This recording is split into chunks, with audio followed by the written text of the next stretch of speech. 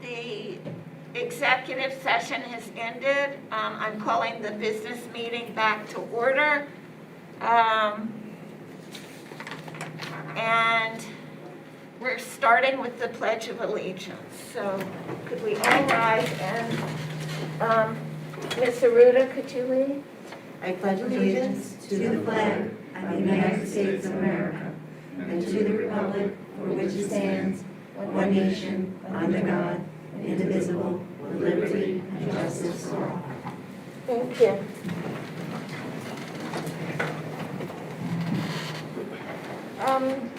I need to remind you about emergency evacuation.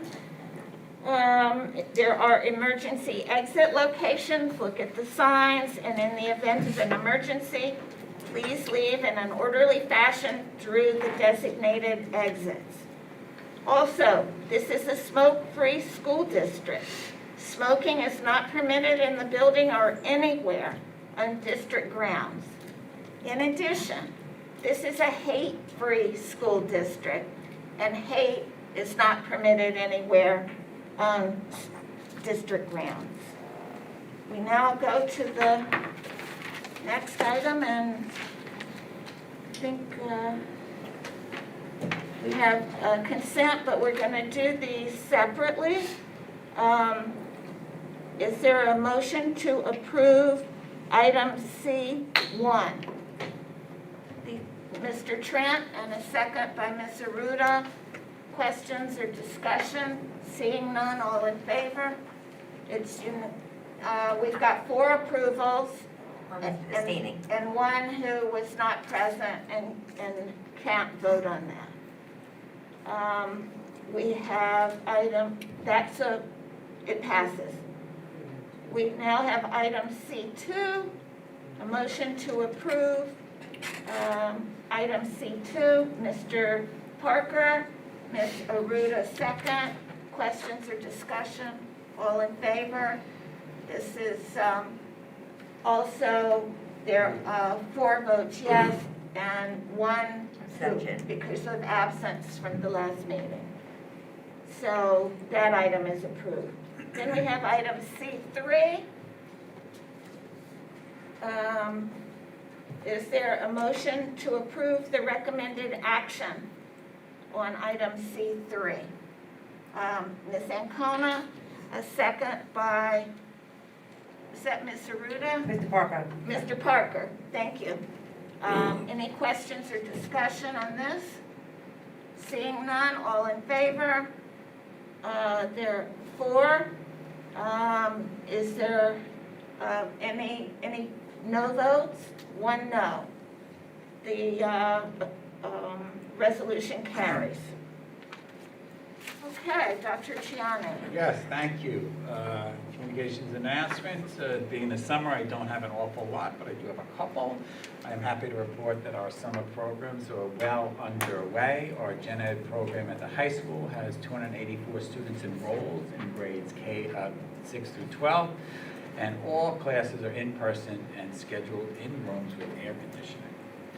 Our extended school year program at the middle school has 46 students enrolled in grades K to 12.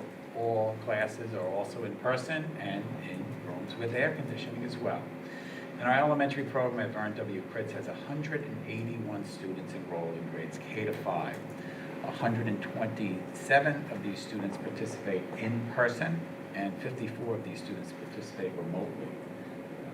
We've included both concepts for the summer program. All our in-person classes are scheduled in rooms with air conditioning as well. And in addition, the district also is running art and music programs through the South Country Education Foundation and some athletic programs at the high school. We also rolled out a remote E&L summer story time program this summer. The program has had a great turnout so far with over 60 E&L and dual language students participating. Students join virtually from 9:30 to 10:30 on Tuesdays and Thursdays for reading, writing, and drawing summer fun. And that is all the announcements I have this evening, President Hayes. I'll turn it back to you. Thank you very much. we now have any trustee and advisory committee reports. So we'll go around the table from trustees, starting with Ms. Aruda. Nothing this time. We don't have committees until next month. Okay. Ms. Same. Ancona? Same. Same. Mr. Parker? Same. Same. Mr. No, Trim? I don't. Well, I have one. The equity committee met, the equity committee, which is a subcommittee of the curriculum and instruction committee, met yesterday. And I'm going to leave any report on that to Ms. Doyle, who gave us some information that I did think should be shared, and one has to do with the Seal of Civic Readiness, the pilot program that we're participating in. And maybe, if you don't mind speaking a few words, we'll take advantage of you being here. And the other thing that I picked up from that committee meeting is that it sounds like good structure is getting into place so that all of the concepts that the equity committee needs to deal with is being handled appropriately and through all programs that are operating within the district. And I think that this is a good sign for organization, and I was appreciating what I heard in the committee meeting. In addition, I'm telling you that tomorrow morning and Friday morning, I'm going to attend a virtual school law seminar. It's the same one that I've attended for years and years and years because it's done with the New York State Bar Association. So in my prior life, I went for that reason, and now I'm going for the board to hear updates on school law. And I believe that Ms. Felice is planning to attend as well. So that's it for reports. Now we're back to you. Okay, well, thank you. Moving along to items for discussion. Our first item for discussion is reopening 2021-22. I placed this item on the agenda hoping we would have received some guidance for reopening this new school year. Unfortunately, that has not occurred. Currently, the current guidance available is for camps and summer school program, which does permit students in summer programs to be unmasked during classes. For the board's information, we continue to follow our 2021 reopening document, which requires the wearing of masks indoors. Since all classes are air conditioned, wearing masks has not been problematic. We can certainly begin discussions on reopening. I don't know if the board wants to do that tonight, absent any guidance, but I can also share current thoughts on reopening this fall. I'd also like the board to, do you want to talk about 2021 at all? I feel like if we should wait for the entire board to be here, Yeah. that would only be fair. Okay. And I think waiting for guidance would be better too, because it's all speculation right now, I know, so. you know what my concern is, as you all know, guidance is always 11th hour. Yeah. And If it's you like- could give something in the update tomorrow, this way we can all see it. I just feel as though if we're gonna have an open discussion about it, we're missing 2 trustees. Okay. I think that would only be fair. Works for me. Is that okay Does with that everyone? also mean the board doesn't want to entertain talking about board meetings, that might look like? What board meetings? Well, so, and council, I'm going to ask you to show me a little support here. My understanding is that the reopening document has to do with classroom instruction in schools. Okay, board meetings are a little different, okay? I don't believe we have to have the 6 feet. I don't believe we have to have masks or vaccinated. I don't know if the board wanted to entertain those type of things. And again, because the whole board is here, I don't know if you don't want to have that conversation. And then I'm going to look to my right and counsel, am I accurate in what I said? So there has been discussions from representatives of the state, and certainly from local Department of Health officials stating that the June 7, 2021 guidance is currently construed as addressing in-person instruction only, and that board meetings fall into the classification of the general guidance that addresses other businesses. So the other businesses guidance addresses the vaccinated and unvaccinated rules based on the honor system, and it depends as to whether or not individuals are, whether you have proof of vaccination or not, and if you have no proof below a certain limit, the social distancing and mask requirements are not required. So we have received that interpretation from the state, and we have provided that to our clients. As you said, the executive orders are now gone. The last guidance for school districts came out the June 7th that dealt with in-person instruction, and there's a subsequent guidance that dealt with the camps in the summer school. As far as the board, when we requested guidance concerning board meetings, we were advised by Department of Health officials that it falls under the general guidance provided to businesses. But does that put us in a position of having to determine what percentage of the population of whoever is going to come to this meeting has been vaccinated or not vaccinated? So it's not a percentage of population. The general business for guidance, the general guidance for businesses speaks to different levels of, right now it's the vaccinated sections and unvaccinated sections are only limited to those large arenas. Right, so below that, in terms of the size of a board meeting, you don't have to have the social distancing, you don't have to have the masks, given the size of this room. So that's the interpretation that we have received from Department of Health applicable to board meetings.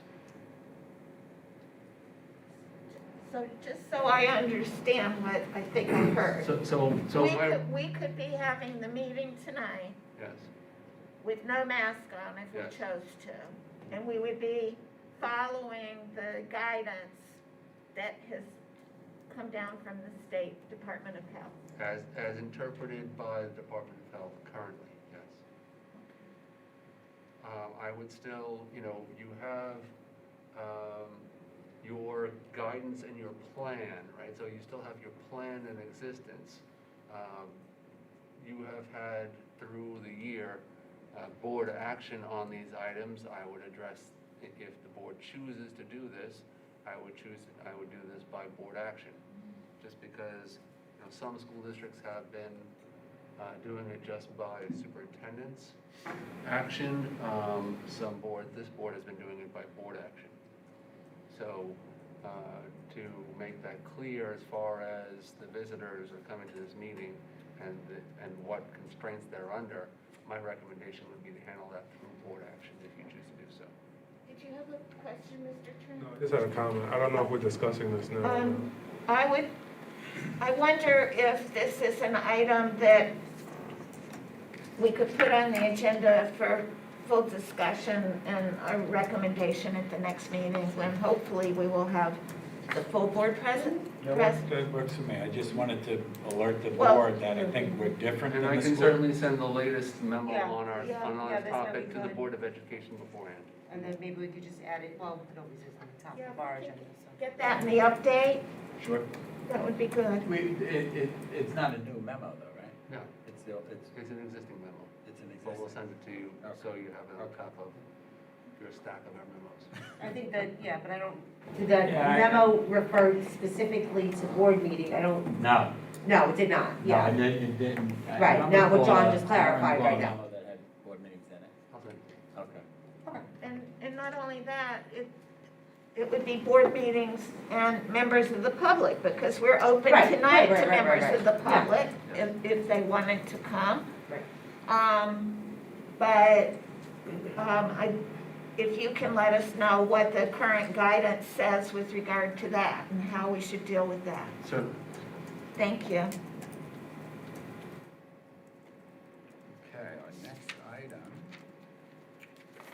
That is UPK. Our next item for discussion and action is the Universal Pre-K Award. UPK RFP Committee met to review and score all submitted RFPs, and the YMCA was the top contender based on the scoring rubric. Some of the highlights are the YMCA uses the same curriculum as previous NIS did, and that is the creative curriculum, which is a comprehensive and resource-based and features exploration and discovery as a way of learning. The YMCA also provides before and after care that we could potentially offer to all South Country students, not just pre-K. And once the board makes this award, we plan on exploring that with the Y. And the YMCA's pricing is favorable in that we can cover the total cost of the allocation we receive from the state. Currently, we have 73 students interested in full day and 36 students interested in half day. And our lottery date is set for Thursday, August 5th. The UPK program will be administered and managed by the community-based organization, which is the YMCA. And on behalf of the district, Mr. Ginty will serve as the district liaison between the district, the CBO, UPK parents, and the community. He will also ensure all aspects of the program and the RFP are implemented as expected. As such, administration recommends awarding UPK to the YMCA at the per student rate of $5,400 for a full day and $2,700 for half day. Is there a motion to approve the recommendation? Mr. Trent, a second by Mr. Parker. Any questions or discussion? I do have a question, sorry. The after-school program isn't included in this, correct? No. That's gonna be further, something That's we gonna discussed. be at a cost and through the Y. Well, I don't know, we're gonna explore what it would look like. Would it be cost to the public, to the community members? I'm or sure it to- would be, yeah, Okay. just like the before and after care program did before. At a discounted, like we offer Well, for like next I month? don't, I don't wanna talk about what it might be, because Okay. I'm not sure. Okay, that's all, thank you. But from what I understand, that will be discussed so that it may be something that's available. Right.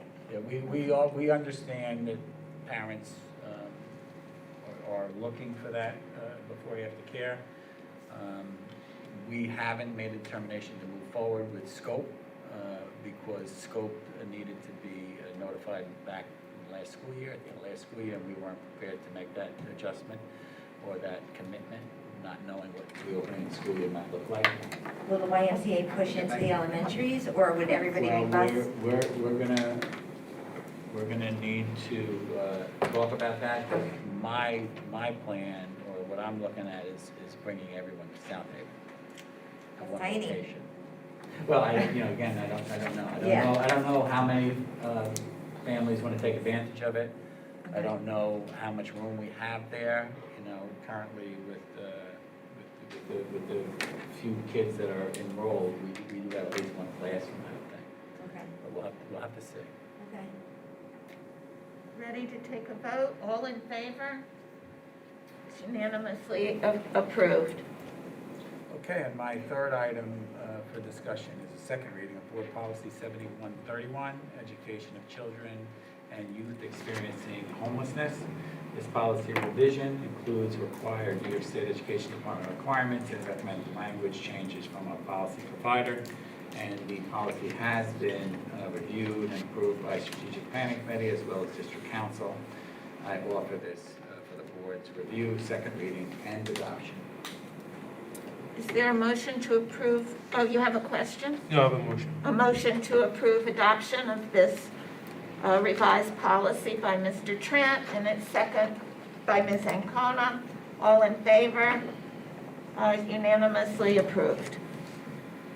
Okay, thank you. And so we have a number of items on curriculum, including the DSEP SCEP for our buildings and the RTI plan. So before moving for approval, I would ask if the board would allow Ms. Doyle to just speak to and give a brief overview of the SCEP, maybe one of the SCEPs, because they're all kind of templated, and the RTI plan, and address any questions the board might have. And then I can recommend a whole slew of CSEA and CPSEs in one recommendation. Is that good? Okay. Sounds fine. Ms. Doyle, you're up. Thank you. Good evening, members of the board. It's very nice to see you in person. So, as you know, our district is identified as a target district, which requires us to have a district comprehensive improvement plan, which we call the DSIP. The reason for us being identified is because we have a disproportionate number of students, Black and African American students with disabilities that have been suspended. So that is why we have a district plan. We also have 3 schools, as you know, that are identified: Oakbrook Middle School, Burncrest Elementary, and Brookhaven Elementary. This year, the process for completing the DSIP was different than in the past. The committee, I can confidently say, really enjoyed the process because the state was very thoughtful about being responsive to the pandemic. You know, it was all on our minds, what kids missed out on, and their social emotional learning and how they're feeling. And that really was captured in this planning document.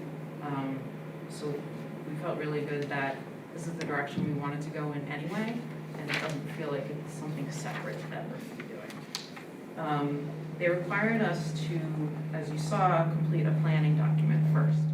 Planning document in the past was just really, it's brainstorming. You're reflecting on what happened last year, you're reflecting on last year's plan, you're assessing whether or not you've met your goals and what factors contributed to you either meeting them or not meeting them. And that was all captured in the planning document. And it's really to get you to kind of wrap your head around the direction that we should be going in. So after we completed a reflection document, that was with the full committee, their names are listed on here, we were asked to create something called an equity self-reflection. And that was a form that we created into a Google form that as a committee we reviewed together, and that form was based on the culturally responsive sustaining framework. That's a new framework that the state has put out, that the Equity and Education Committee is using as the foundation of their work. So everything was kind of tying together with what we're trying to do here in the district, which was very nice. So we completed the self-reflection. I could give you a quick example of some of the questions. There are 4 areas. The first one is welcoming and affirming environment. So what does this look like in our school? Do we foster close relationships with students and families? What does that look like? What does school climate look like? What measures are you using to determine that? What SEL programs are you using? So those are the types of questions that we collectively answered to, again, really getting you to reflect on where we are as a district. Then you go into creating the plan.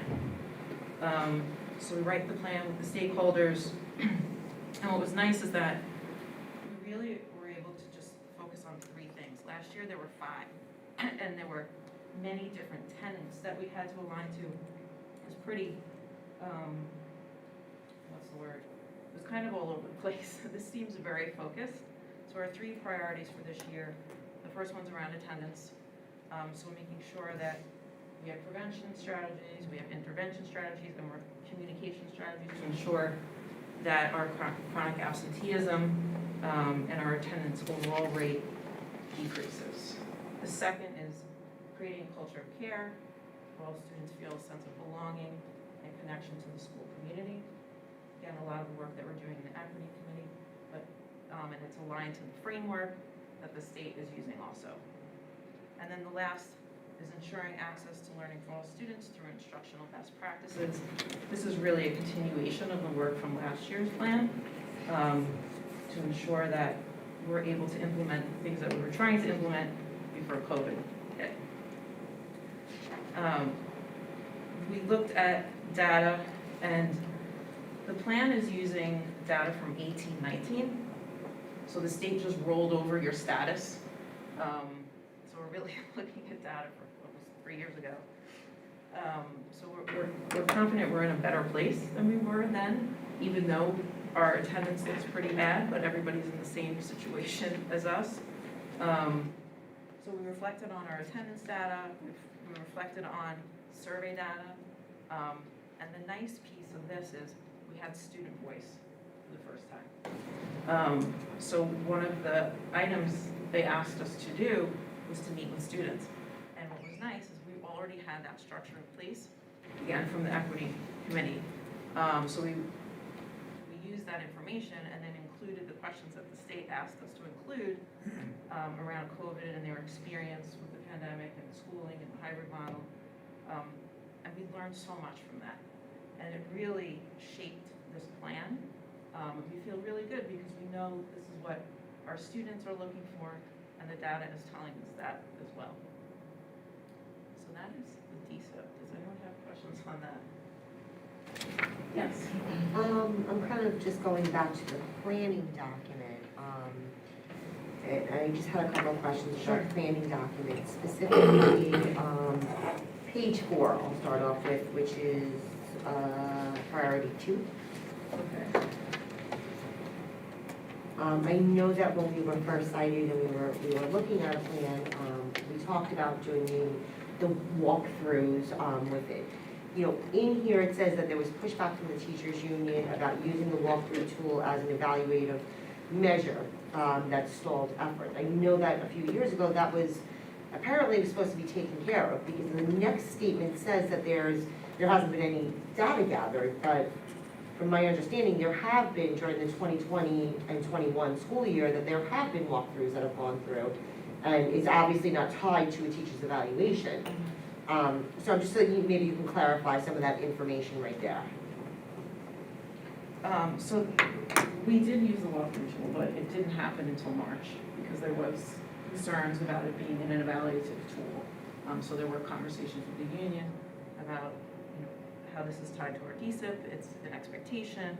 This is meant to be supportive, not evaluative. So it took a while to kind of get everybody on the same page. We agreed to not have, there was also concerns about going to classrooms because of COVID. Some people were concerned about contact tracing, and so that was a piece of it too.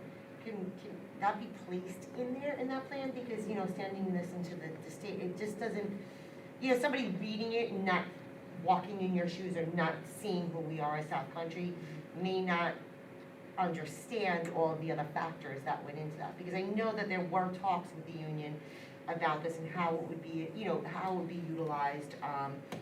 It wasn't my knowledge that the walkthroughs weren't happening until March. But I do feel like, reading it even from my perspective, it almost looks as though we have very separate entities and it doesn't look like we're a collaborative district. So handing that into the state, that's just. So it was the stumbling block, and it did halt our efforts for a while. Right, but you're still also stating that COVID and walking into and contact tracing, so I feel as though maybe some of that could. That was another reason that was brought up. I'm happy to put that in there. Yeah, I feel as though, Sure. that might be something that, I don't know, just reading through it, I see what doesn't you look mean. like we're not the collaborative district that we're striving to be. Sure. And if we're, just putting that in there, then it doesn't make sense. Ms. Doyle, how is the document created? So everybody's in a room, and it's a brainstorming. We are actually in here. We had it up on the screen, and everyone's just throwing out ideas and thoughts, and our consultant from PLC Associates is typing into the document and capturing what we're saying. So it's not you specifically putting it in there, this No. is somebody else putting, It's the team, it's the team. yes. Okay. The team saying it, the consultants. It's typing it in. But they're at different points, we were all typing in different places, you know, it's Okay. very collaborative. So I couldn't even tell you who typed that one. Right. You know, just reading through it and kind of going through it, it's just, you know, there was a couple little, but again, the document itself looks good, it was the plan that I just don't think painted the picture of who we are as South Country. And what goes on in our classrooms and, you know, on the day-to-day. I will add that in. I had two things. First of all, I've stated it multiple times this school year that attendance, especially for secondary level, is not accurate No. in any way, shape, or form. Those kids, whether they were home or in class, the attendance was atrocious, and I hope that we don't have to continue with remote learning, but I do hope that we improve that for accuracy. Whether it be separated by who is logging in on remote or actually not in any kind of attendance. The other thing is that I appreciate the equity committee, the survey. However, I don't think it's that favorable with the amount of kids that either disagreed or didn't put anything in. Those percentages, while it looks like they're high in agreements or strongly agreeing, there's so many that just skip these questions. And I think we need to look more at the data of the kids that either disagreed and didn't put anything than the ones that actually answered it. Because something is missing, and that was consistent throughout the whole report I was reviewing. I mean, there was one other student in the school, take my opinion seriously, 45.7 didn't put anything and 17.5 disagreed. So you're talking about the belonging survey data? Yeah, you But said we you didn't used that for that, right? We didn't use that for the district. Oh, which one did you use? So student voice meetings. Oh, do I have that here? The survey data that's in the planning document was specific to the middle school, their SCEP plan. Oh, okay, because I don't see that. Is that in board docs, the board update? That was in the update. I'm looking, I'm sorry. I was looking at that one because I had thought that one, because this says Bellport Middle School student survey results. That's not the one that you're referring to? No.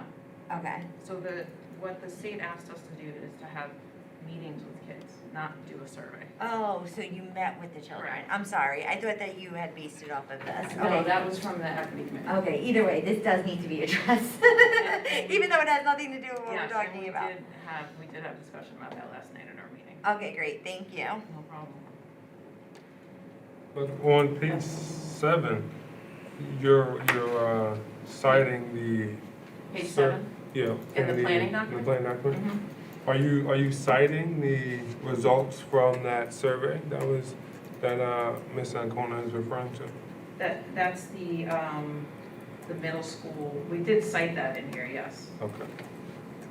So Now, it does have to do with that then? The middle school survey is from their SCEP plan, that was separate from what we did with the equity committee, and I believe that was shared in the update as Okay. well.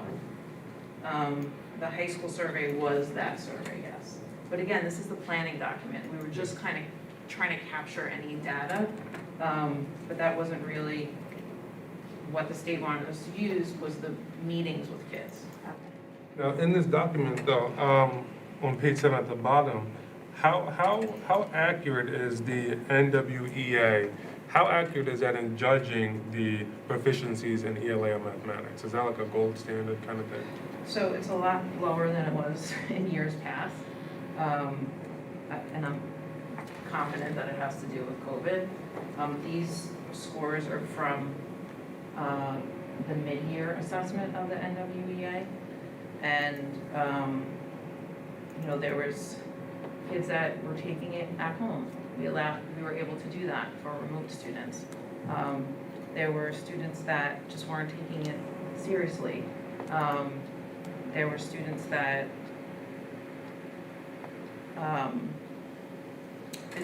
I guess I want to say that it's not a true picture of what our students can do, but it is accurate. So these numbers are very alarming, 89%. Agreed So how are we gonna address that? Can you talk a little bit about that? with this plan. Yeah. So the priority around instructional best practices, Mhm. that's what we'll really tackle that. All right. My next question is, it says in March, you created a attendance committee. Correct. There was no committee or policy prior to that? There was a policy, there's a board policy, and there are policies at the individual buildings.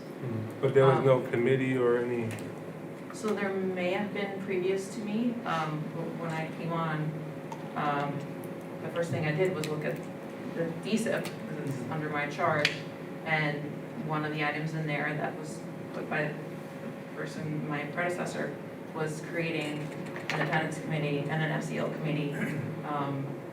So that's why we started those, to address those issues. and did you guys talk about any ways to remedy attendance in Yes. schools? Yes. The board policy has some great language around interventions and prevention. So I think it's, communicating that, and then Stella Russo was actually on the committee. Consistency across the district is something that we're looking at as well, because there are a lot of things that are put in place, but it's, and great stuff. But we'd like to make sure that we're all kind of marching to the same beat. And looking more at interventions. So home visits was really successful this year, including that. We have a chart that, after 3 to 5 absences, this is what happens and this is who's doing it. After, 5 to 7, this is what happens and this is who's doing it. So really creating, a progression of support and intervention, and getting all the stakeholders involved. Now, this committee is also going to be meeting regularly and evaluating the data regularly. Correct. Is there a way that the board can kind of see a snapshot quarterly or regularly of what the attendance is? Yeah. Is that possible? Mhm. And I also had a question in this plan here. Is that the same thing? So that's the plan. This That's is the document that we Okay. used to create this. Did you want to go through this and then I ask my questions, or? No, I just did. Okay. So, yeah. So on page 9 of that document, I see in the out-of-school suspensions by demographics, Mhm. I noticed that African-American students are, for the last 3 years, they have been the most suspended by a Right. lot amongst all the demographics in the building. Last year, 2021, they were 47%, but they only make up 17% of the population. Can you talk a little bit about why there's such a big difference between the black students and all of the other student demographics? So I can speak to what we're going to be doing about that. Okay. This is the reason we're a target district, specifically for what you just shared. One of our priorities is creating a culture of care, and one of the items under that is implementing restorative justice practices. So there were teams at the high school, there were teams at the middle school that were trained in restorative justice. And this year, the whole administrative team, including central office, have also went through 3 days intensive professional development on restorative justice, because we want to make sure that staff recognize that this is a priority for the district and that we're all on board. And one of the items, the culminating activity of that professional development was to create an action plan of how we're going to be implementing these practices across the district. It's in a draft form right now.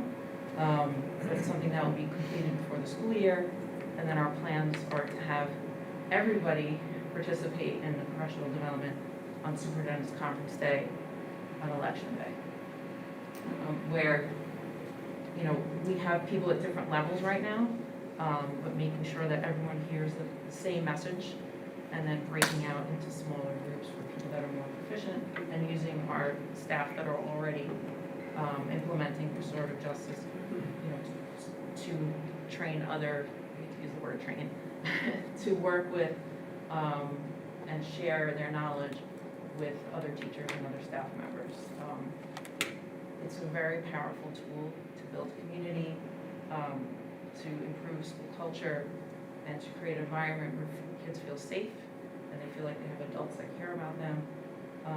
And it restores relationships when they feel like there's harm that's been done. And we feel like that it will address this disproportionality. All right. Thank you. You're welcome. I'm sorry, I just have one more question about the attendance. Can you explain how the protocol is when they do get the home visit?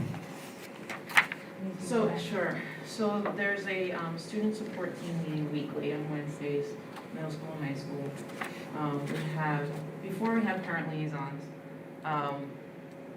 we had staff going to visit students. So principals, assistant principals, social workers, guidance counselors, whoever had a relationship with the student, with the family, if other interventions were not working.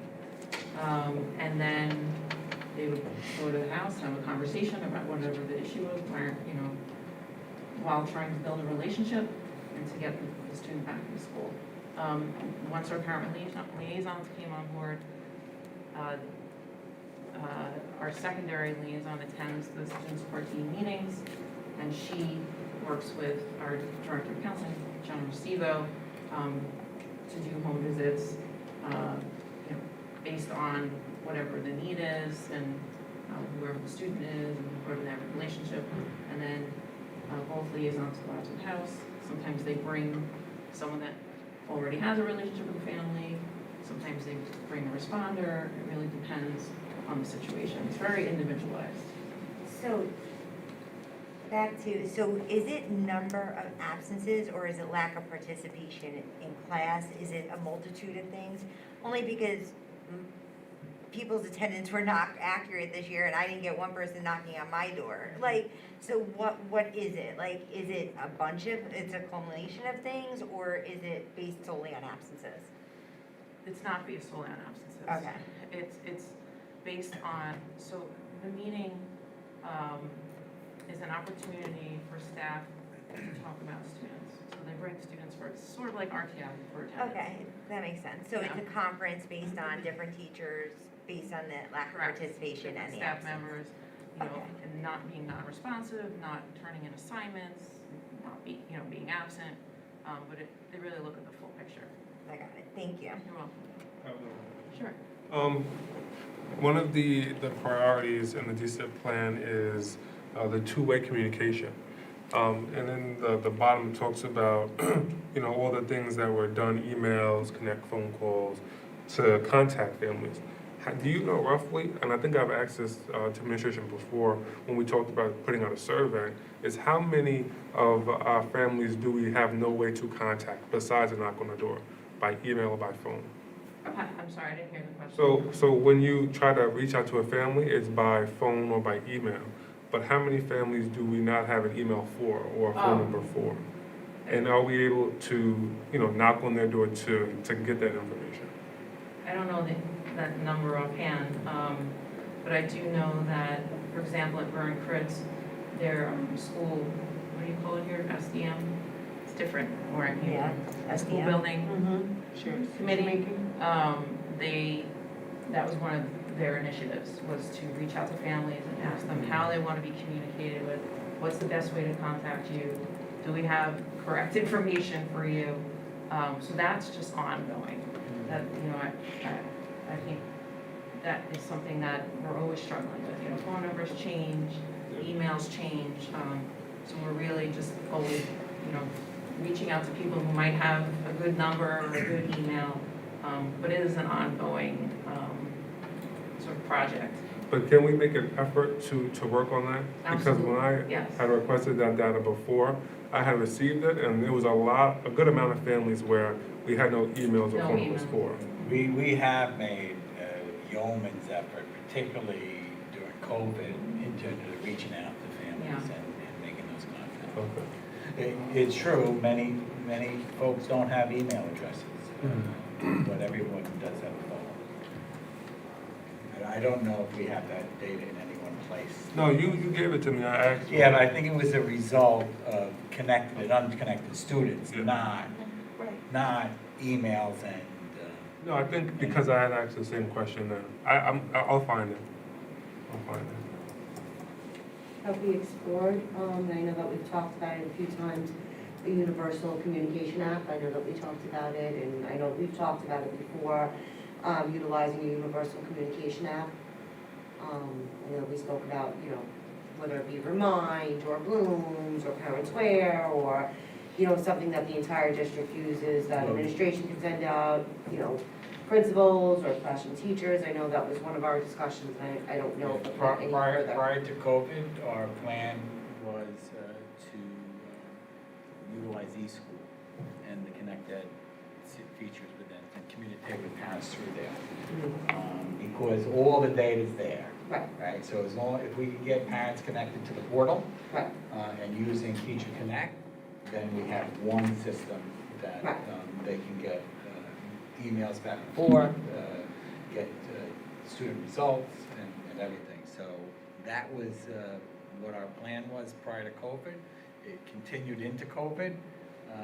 Honestly, I don't know, I'm sure it has improved, but I couldn't tell you if everybody's on it. I mean, I just find that when utilizing one communication app, whether it be Remind or whatever, many times when the district purchases, it connects immediately to your eSchool, so you don't have to input the information. I just find it to be extremely helpful because it's one platform that parents receive, information from you, from building principals, from teachers, so it's not a million different ones. I know that we talked about it before, but I do find it to be extremely helpful. So, just food for thought. Yeah, I know a lot of teachers are using Remind. Right, so if we had it as a district. Yeah, I think what's nice about Remind is you get it right on your phone. Right. With the portal, you have to make the effort to log Right. in. And if people aren't doing that, then. And if you purchase them as a district, it has other features. For example, I have ParentSquare. In Brentwood, we have ParentSquare. Now, I went from Remind to ParentSquare, so it wasn't an easy transition, but everything comes through. Report cards come, and it's all logged right into eSchool. So I don't have to import any information. ParentSquare does it right from eSchool. It comes out from principals, it comes out from administration can contact us, and all of the information is right there at your fingertips, because just like you said, oftentimes people are walking around with a smartphone, but they're not going to check their email or whatever. If it comes across your phone, it makes a big difference, but again, I know we've talked about it a few times. I know I talked prior to you coming over, Beth, and a few other times. I just feel as though it might be a good avenue, if that's what we're looking for, is connection. Might be something for a discussion. We do. Ms. Doyle, I have a question in the RTI plan. Sure, you want to move to that? Yeah. Is there? Oh, Can I I, was, can I ask a question? Could you tell me what the next step in this process is? so we post, if the board approves the plan, we post it on our website for 2 weeks, and then it's submitted to the state, and they tell us whether or not we're approved. Sometimes there's a feedback loop where they'll ask you to, look at another section again, or you might have something that you're looking for that's not there, and then you get a final approval, and then implementation starts day one in school.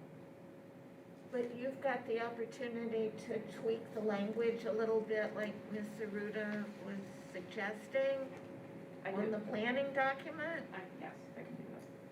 Okay, We have so- till the 30th of July. Right, and so then after the 30th, it gets posted to the website? No. After you approve it. Okay. So, okay, thank the you. 30th to post it, and then 2 weeks after that to hand it to the state. No, we have to post like tomorrow. Oh, so, And then yeah, that's post what it I in thought. by the Okay. 30th. I thought it. All right, yeah, so we need to misunderstood. approve it tonight, subject to your tweaking the language. I can do that in 5 minutes. you're gonna add the COVID piece, right? Correct. Right. Okay. All right, And then after that, it goes to, on the website and to the state. Correct. Okay, thank you. You're welcome. Thank you. Yes, Mr. Trent, you had a question? Yeah, on page 6, Of which document? of the RTI document. Did you want me to address the SCEP? Would you like her to go through any steps, or is that all the questions that the Oh, board? I think that's all. I read it, it looked the same. I'm It's fine. all What aligned to the RTI? DSO. Yeah. RTI. Okay. Moving on. So the RTI plan is brought to your attention every 2 years. It is for review and update. As you know, the plan RTI is response to intervention. It aims to identify students who are struggling in the school. It uses targeted teaching to help students catch up. And it's a multi-tiered model that gets progressively more intensive depending on the needs of the student. So tier 1 is core instruction. Everyone has tier 1. They use the programs that we subscribe to, standards-based rigorous instruction that's differentiated to meet the needs of the students. Tier 2 happens when a student is making little or no progress in the regular classroom, and the student is referred to the RTI committee. The RTI committee is a team of professionals, building leaders, psychologists, social workers, teachers. They look at the assessment data, they look at student work to see how the student is performing, and then they make a recommendation for an intervention based on a very specific skill or strategy that is then monitored for about 6 to 8 weeks to see how the student performs on that skill or strategy. And there's another meeting to review that data. If the child is making progress, they may recommend another skill or strategy, or the student may be exited out, or the student may move to tier 3 because they've made little or no progress. Tier 3 is basically one-on-one instruction with a teacher.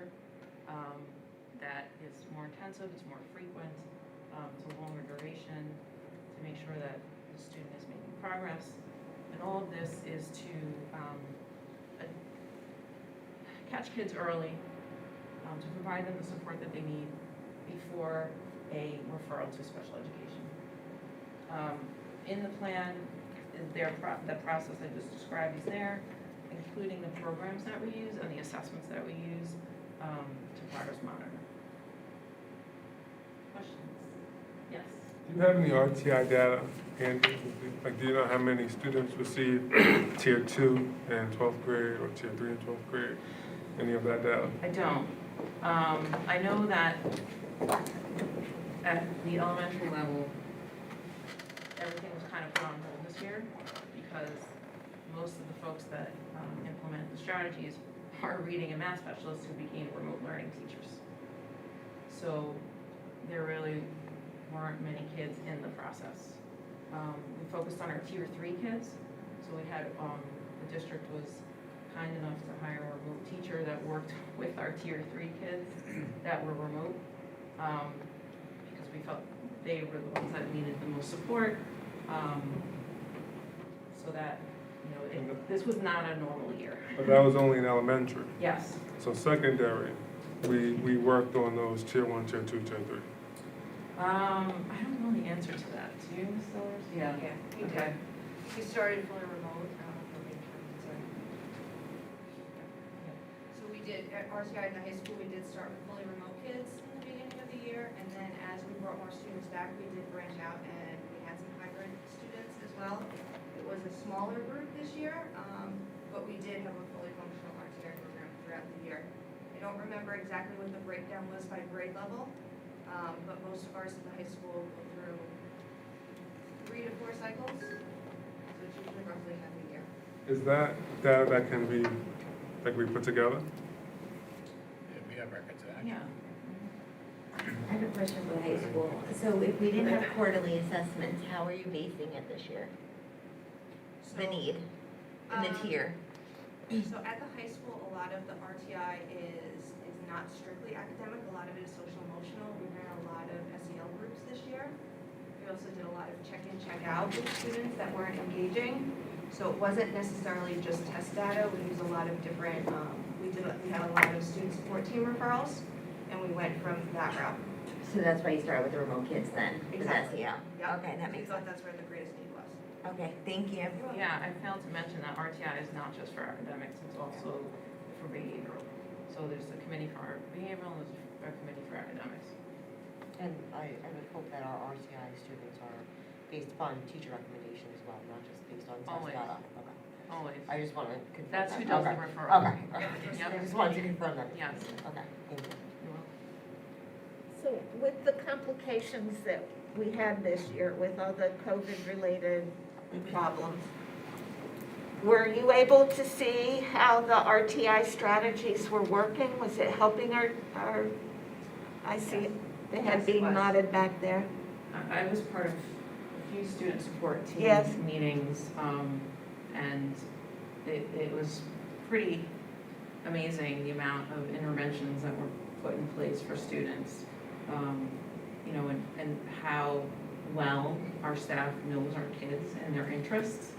That played a big part in like getting kids back, like, oh, basketball's starting, we know so-and-so loves basketball, he's gonna come back to school. You know, those are the types of conversations that happen.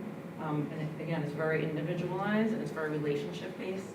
And that's really what works. So once again, the concept that we're hearing about through the equity committee about forming relationships between staff members and students, here's an example of it working. It's all connected.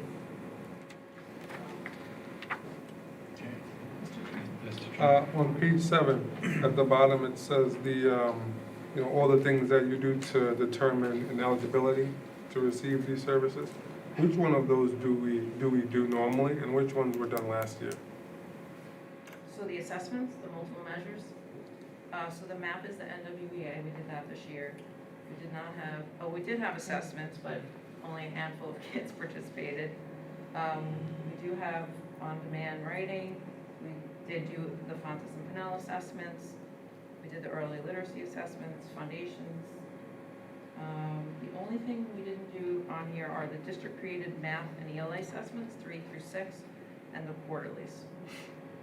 Everything else was done this year. So the district traded assessments we didn't do? The 3 through 6, the ELA and math, and the quarterly assessment 7 through 12, we did not do.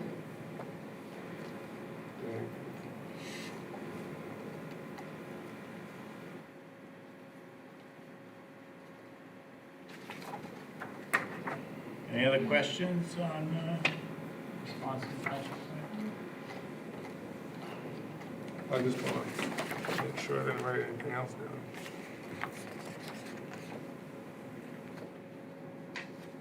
Good. Thank you, Mr.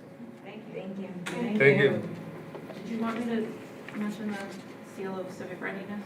Oh, Do you wanna, yeah, sure, I guess, you got the floor. All right. the Are you tired of civics me? writing for you? Oh, yes. So we are excited because we are one of 2 districts in Suffolk County, I think it's 34 in Long Island, that are part of a pilot through New York State Education Department for the seal of civic readiness for our students. So what this entailed was us completing an application to be considered for the seal. Students that take part in this receive a seal on their diploma, so it's something, it's a recognition and a distinction when they graduate. We have a lot of the requirements already in place to get this seal, and the things that we needed are happening already. So Generation Citizen, the AP Capstone, these are all pathways. It's basically a pathway for students to receive this seal. It includes service learning. They have to do 25 hours of service learning, and it's really to create students that are civic-minded. They have civic knowledge and skills, and part of and anyone that attended the Generation Citizen presentations, that's an example of what it looks like. So looking for a problem in the community, looking at data, looking at historical data, coming up with a solution, creating a presentation. They also have to write an essay. So it really builds not only civic readiness, but presentation skills, writing skills, vocabulary. So it's a whole host of really exciting skills that kids will engage in, and then end with this distinction when they graduate. So we're very excited about it. It's us and William Floyd are the two districts in Suffolk County. So the girls that gave us the presentation, they'll be getting this distinction? If they do this pathway, so. Oh, so it's not just that project? It's the not, whole- so you have to take 4 years, I have it here, 4 years New York State approved social studies classes. You get 1 point. Global history and US history regions, passing, another point. Advanced social studies course, a half a point. So any AP classes, elective class that promotes civic engagement, and then they have to do a capstone project, a culminating high school civic project, and the service learning. So they probably need AP capstone in order, or just a capstone, do they have to be in the AP capstone project AP capstone classes? So only the children that are in the AP Yes. capstone would be Yes. on this pathway? Correct. And I wish I had the numbers, Stella Rosa, you might know. Did we increase the sections in the capstone? Did we from our last double one, or we like triple? tripled them, right? Yeah. Yeah, I don't know off the top of my head, but it's definitely more, at least I double. think they were triple. I think, I want to believe that, it was almost triple Yeah. from our last presentation. Mhm. Okay, I was just, yeah. Thank you again. Thank you. Thank you. Okay, and now as for those curriculum items, administration recommends approval of curriculum items reflected in Schedule G1 through G7. Is there a motion to approve G1 through G7? Ms. Ancona, second by Mr. Parker. Any questions or discussion? Seeing none, all in favor?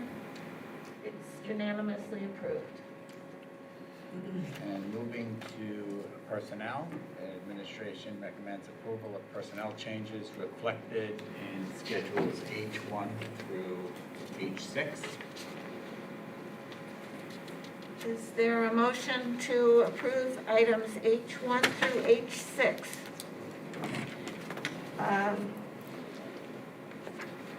Ms. Aruda. Second. Ms. Ancona. Questions, discussion? Seeing none, all in favor? 4 in favor? Any opposed? None? Abstention? The approval is carried. And I would like to make the announcements of some of the appointments that the board did just do. First, I'd like to welcome Leslie Taylor, who is going to be the new dual language teacher at Brookhaven. Ms. Taylor will be replacing Mr. Davila. And we have in our audience this evening some of the assistant principal, or the 2 assistant principal appointments. I'd like to introduce to you Anthony Cavaluzzo as a new assistant principal at Brookhaven. Mr. Cavaluzzo will be replacing the position of Mr. Caro. And as the board knows, we've made some moves around creating the vacancy at Brookhaven. So welcome, Anthony. And our second AP, Amy Iolucci, as the new AP at Belport High School. I neglected to say Anthony comes to us from Montauk, because I was just reminded, because I wanted to say that Amy Iolucci is Belport's own, who comes from our own biology department. And she is replacing Stella Rosa, who was promoted to high school principal. So welcome, all of you. We're happy that you were able to join us this evening.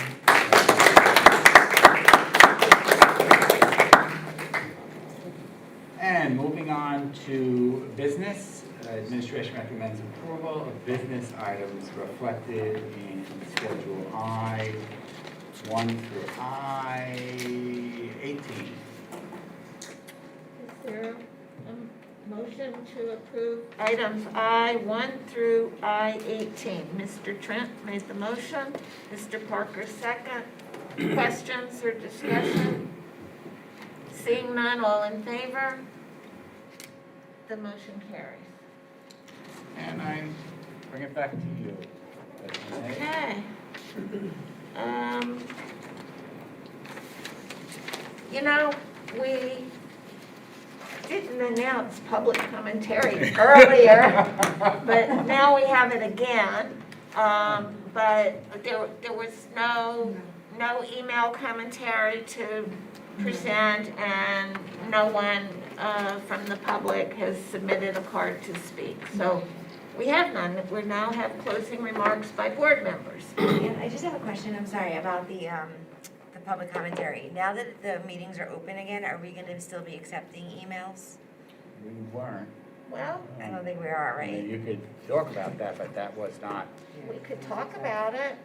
I was just wondering what the criteria is now, because if they can come, they should come. Right. That's how I feel. You know, I've been in that, you know, at that podium plenty of times, but I just feel like getting people back to the board meeting should be our goal. And that's gonna be something we talk about next week with new guidance, but, you know, we're gonna have to make room for them. I have a feeling they're gonna be coming, especially with the reopening.